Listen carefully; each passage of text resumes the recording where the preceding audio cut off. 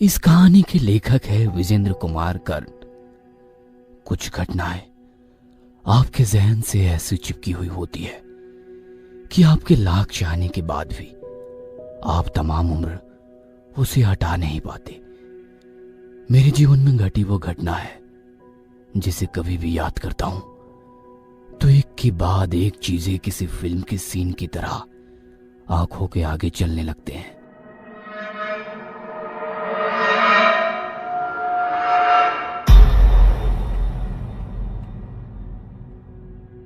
20 साल पुरानी बात है। उस समय मैं अपने गांव में रहकर ही पढ़ाई किया करता था। क्या दिन थे वो। पूरा दिन मस्ती, कभी खेतों में बाबूजी का हाथ बटाना और थोड़ी मुड़ी पढ़ाई। मेरा बचपन का सबसे गहरा दोस्त था भोला। उसके साथ गांव के तालाब से मछली पकड़ना और दूसरों के आम की बगीचे में जाकर आम तोड़ना हमने ना जाने कितनी बार किया था। उस दिन भी हम रामाधीर चाचा के आम के पेड़ से आम तोड़ने का प्लान बनाकर घर से निकले थे। जब हम वहां पहुंचे तो मौसम बहुत खराब हो गया था। तेज तेज हवाएं चल रही थी। रह रहकर बादल भी गरज रहे थे। मैंने भोला से कहा, बारिश अगर शुरू हो गई तो दोनों भीग जाएंगे, और भीग गए तो अम्मा और बाबूजी बहुत मारेंगे, क्योंकि पिछली बार जब भीग गए थे तो बहुत तेज बुखार हो गया था। तब भोला ने कहा, मार तो हमको भी पड़ेगी, इसलिए चलो कहीं छिप जाते हैं। थोड़ी दूर पर ही एक सीमेंट की पाइप हमें दिखाई दी। हम दोनों उसमें घुस गए। उसके बाद तो मूसलाधार बारिश शुरू हो गई। बादल भी उस दिन भयानक तरीके से गरज रहे थे। दिन में ही अंधेरा सा हो गया था।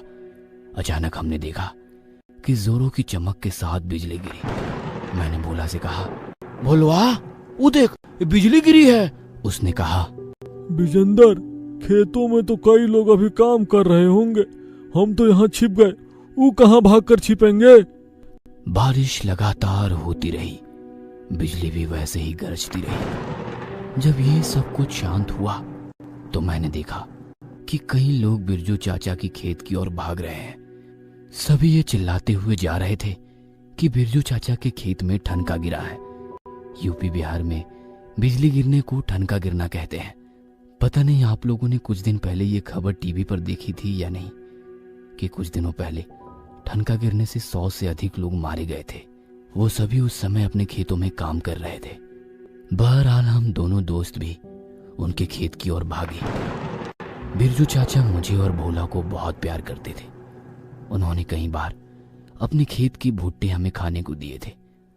हम जैसे ही उनके खेत पर पहुंचे तो देखा कि वहां तो गांव के कई लोगों की भीड़ है।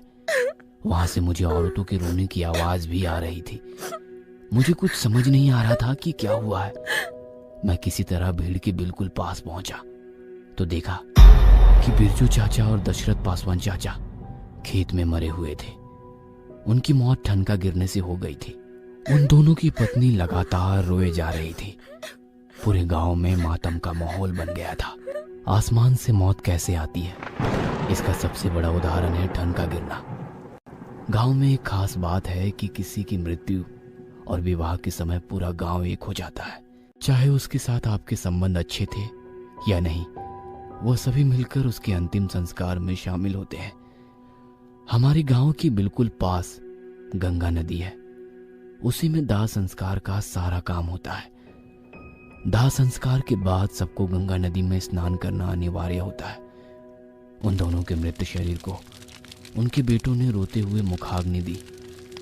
लगभग 4 घंटे बाद वहां सिर्फ राख का ढेर बचा था, जिसे कलश में इकट्ठा किया जाता है। फिर इसका भी विसर्जन गंगा जी में ही कर दिया जाता है। इन सारी प्रक्रिया की समाप्ति के बाद सभी लोग गंगा जी में नहा रहे थे। मुझे याद है मैं भी गंगा जी में तैर रहा था। 12 साल उम्र थी मेरी, इसलिए जोश भी उस समय अधिक था। इसलिए गांव वालों की नजर बचाकर गंगा जी में बहुत आगे तक तैरते हुए निकल गया। तभी मुझे लगा कि किसी ने मेरे पैर पकड़ लिए और जोर से मेरे पैर खींच रहा है। मैं डर गया और डर के मारे चिल्लाने लगा, ए भैया, ए चाचा, अरे मगरमच्छ पकड़ा है, अरे मगरमच्छ, इसने मेरा पैर पकड़ लिया है, जल्दी आइए। मैं बहुत दूर निकल गया था, इसलिए किसी को मेरी आवाज नहीं आ रही थी। अंधेरा लगभग हो गया था, कुछ भी दिखाई नहीं दे रहा था। मैं बहुत घबरा गया, मुझे लगा कि आज तो मेरी मौत तय है। तभी मैंने देखा कि एक चाचा तैरते हुए मेरे पास आए और मुझे बोले, अरे की होला उरा सोनुआ। इसका मतलब था क्या हुआ सोनू? सोनू मेरे घर का नाम है। मैंने बोला, चाचा, अरे मगरमच्छ पकड़ लिया है पैर। तभी चाचा बोले, है ना नहीं छेरे मगरमच्छ। मैं चाचा की बात इग्नोर कर रहा था क्योंकि मुझे सच में किसी चीज ने पैर में काटा था और उसके दांत की चुभन मैं अब भी महसूस कर रहा था। तब चाचा बोले, अरे डर मत, हम छियो ना। फिर पता नहीं क्या हुआ, मेरी आंखों के आगे अंधेरा छाने लगा। थोड़ी देर बाद मैं बेहोश हो गया। फिर मुझे कुछ याद नहीं कि क्या हुआ, कैसे हुआ। लेकिन जब होश में आया तो मैं एक ट्रैक्टर पर था। गांव से कई लोग दाह संस्कार के लिए आए थे, इसलिए 3 ट्रैक्टर गांव से आए थे। दाह संस्कार के बाद सब लौट रहे थे। मुझे समझ नहीं आ रहा था कि मैं यहाँ कैसे आ गया। मैं तो गंगा जी में था और मुझे किसी चीज ने काटा था। तब किसी ने कहा, अरे तोहरा के ढोरवा सांप ने काट लिया था। पानी वाले सांप जहरीले होते हैं, लेकिन ये सांप जहरीला नहीं था। हाँ, लेकिन काटने से बहुत दर्द होता है। मुझे भी बहुत दर्द हो रहा था। जहां पर काटा था वहां पूरा लाल निशान बन गया था। मुझे याद है गांव के बड़े बड़े मुझे डांट रहे थे, अरे बेटवा, इतनी दूर गंगा में जाने की क्या जरूरत थी? हाँ, काहे गए थे उधर? लेकिन सभी को आश्चर्य हो रहा था कि ये बेहोश हो गया तो किनारे कैसे आया, क्योंकि समंदर भले ही डूबने वाले को बाहर फेंक देता है, लेकिन गंगा जी अपने आप में समा लेती है। सभी ये बातें कर रहे थे और मैं उस आवाज को याद कर रहा था जो मेरे बेहोश होने के पहले कह रहा था, अरे डर मत, हम छियो ना। आप जानकर आश्चर्य करेंगे, वो आवाज बिरजू चाचा की थी। वही बिरजू चाचा जिनका दाह संस्कार करने में आया था। ये मेरी होश में पहली बार किसी आत्मा का अनुभव था। जब मैंने सबको ये बात बताई तो किसी को कोई ज्यादा आश्चर्य नहीं हुआ। सभी कहते थे, बेटा, हमारे गांव से मरने वाला मरने के बाद अपने साथ कोई अपयश लेकर नहीं जाना चाहता, इसलिए वो मरने के बाद भी तब तक सबकी देखभाल करता है जब तक शमशान घाट से लौटकर लोग सुरक्षित घर ना पहुंच जाए। तभी गांव के बुजुर्ग बताने लगे, बेटा 100 साल से अधिक हो गए, हमने कभी भी दाह संस्कार के समय किसी को गंगा जी में डूबते नहीं देखा और ना ही रास्ते में उनके साथ कुछ बुरा घटता है। और हाँ, ये सिर्फ मेरे गांव के साथ होता है।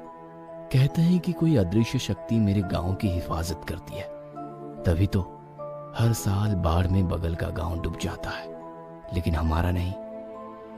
मैं अब उम्र में बड़ा हो गया हूँ, कुछ किताबें पढ़ ली है, थोड़ा समझदार होने की एक्टिंग करता हूँ, घटनाओं में तर्क तलाशता हूँ, लेकिन इन सब बातों को समझने और समझाने के लिए मेरे पास कोई तर्क नहीं है। आपके पास कोई तर्क हो तो बताए। लेकिन एक बात है, बिरजू चाचा ने मुझे नहीं बचाया होता तो ये पोस्ट आप नहीं पढ़ रहे होते। दोस्तों, ऐसे ही डार्क, सस्पेंस, मिस्टीरियस स्टोरी है ड्यूड वेब सीरीज की, जो ऑलराइट चैनल पे स्ट्रीम हो रही है। इसकी लिंक नीचे डिस्क्रिप्शन में मेंशन है। और ऐसे ही डार्क हॉरर स्टोरीज के लिए स्कैरी पंपकिन को सब्सक्राइब कीजिए।